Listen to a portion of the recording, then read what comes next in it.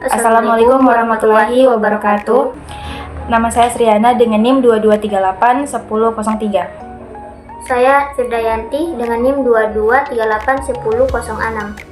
Kami dari kelompok 9 akan membawakan materi dengan judul Kriteria Ketercapaian Tujuan Pembelajaran atau KKTP. Baik, saya sebagai pemateri pertama terlebih dahulu akan menjelaskan apa sih pengertian dari kriteria ketercapaian tujuan pembelajaran atau KKTP.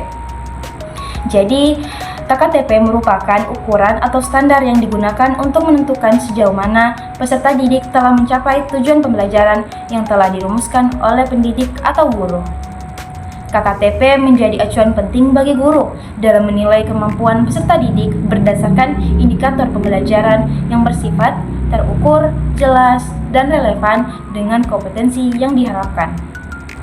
Menurut Kemendikbudristek tahun 2021, KKTP adalah kriteria yang menggambarkan tingkat penguasaan kompetensi peserta didik terhadap tujuan pembelajaran tertentu.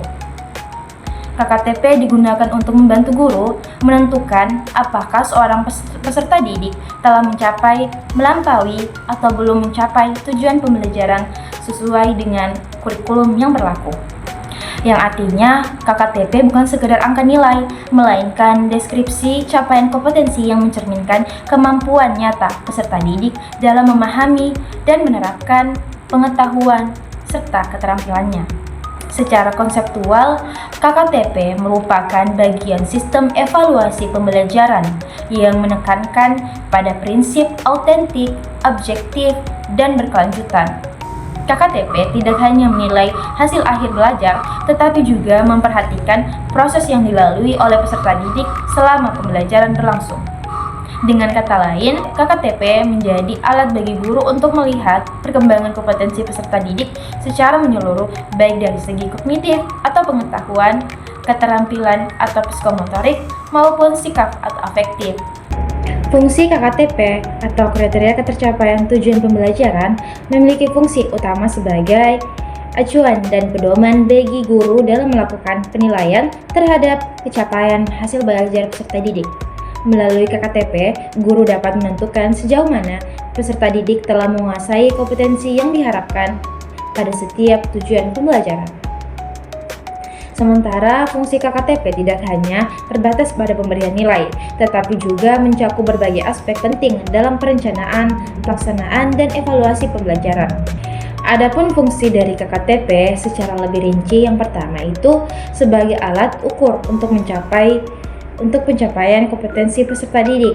KKTP berfungsi membantu guru dalam mengukur sejauh mana peserta didik telah mencapai indikator atau tujuan pembelajaran yang telah dirumuskan. Dengan adanya kriteria yang jelas, guru dapat menilai kemampuan peserta didik secara objektif dan tidak berdasarkan perkiraan semata. Yang kedua, itu sebagai dasar dalam pemberian nilai dan penentuan hasil belajar. Nilai yang diberikan kepada peserta didik harus mencerminkan capaian nyata dari proses pembelajaran. KKTP membantu guru memberikan penilaian berdasarkan deskripsi kemampuan, bukan hanya angka, sehingga hasil belajar menjadi lebih bermakna dan transparan.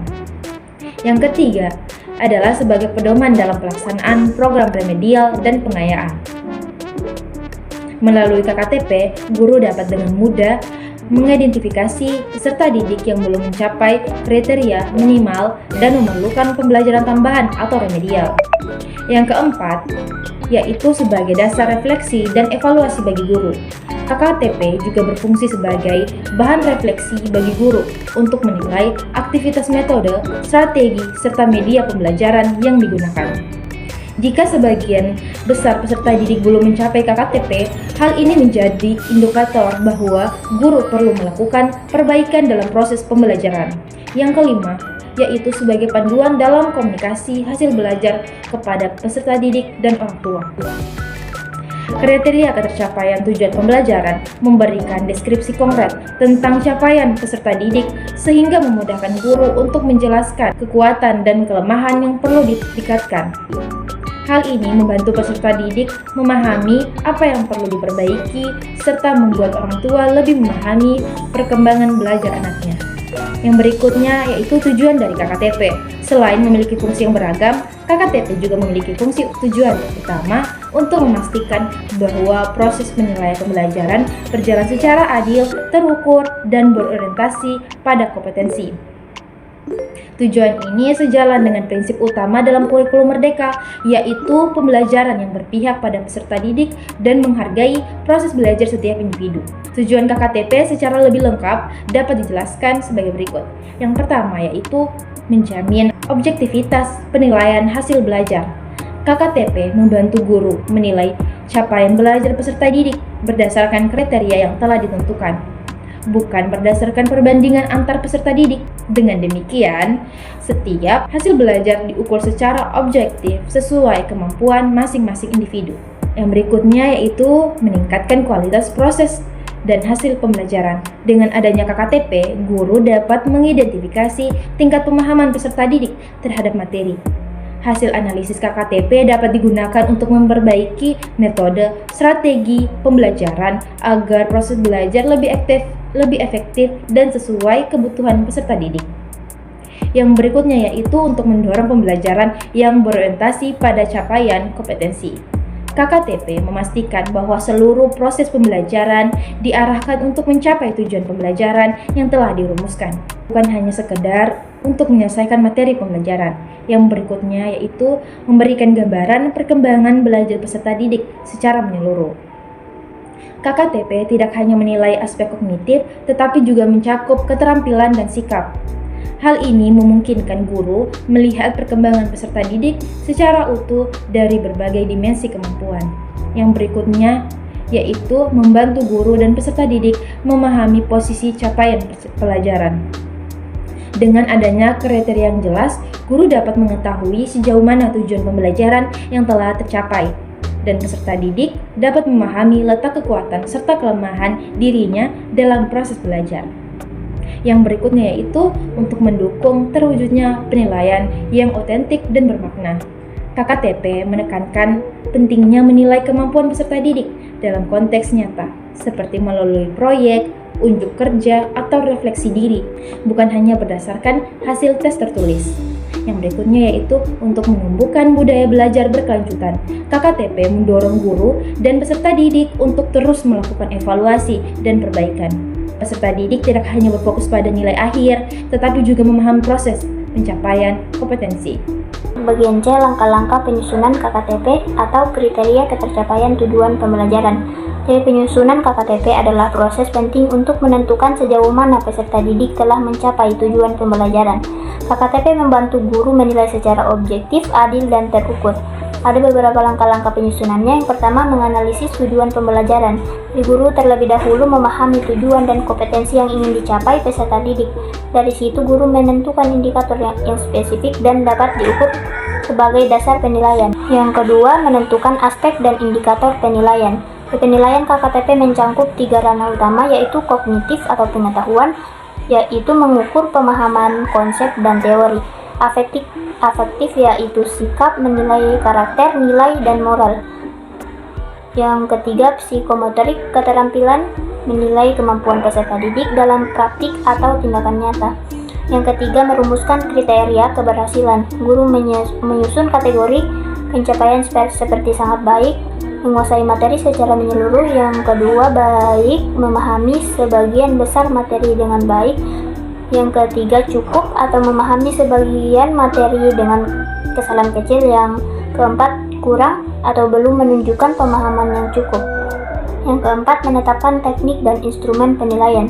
Jadi guru memilih teknik yang sesuai dengan tujuan pembelajaran, misalnya tes tertulis, observasi, penilaian proyek, portofolio, atau unjuk kerja. Instrumen yang digunakan harus valid dan sesuai dengan indikator KKTP. Yang kelima, melaksanakan penilaian dan analisis hasil. Jadi guru melaksanakan penilaian sesuai instrumen lalu menganalisis hasilnya untuk meningkatkan hasil ketercapaian peserta didik terhadap tujuan pembelajaran. Yang keenam, melakukan refleksi dan tindak lanjut. Di tahap akhirnya adalah refleksi hasil penilaian. Guru meninjau kembali efektivitas pembelajaran dan memberikan tindak lanjut berupa remedial bagi peserta didik yang belum mencapai serta pengayaan bagi yang sudah melampaui kriteria. Lanjut bagian D, langkah-langkah penerapan KKTP dalam penilaian pembelajaran. Jadi penerapan KKTP dilakukan agar proses penilaian lebih terarah, objektif, dan berfokus pada capaian belajar peserta didik.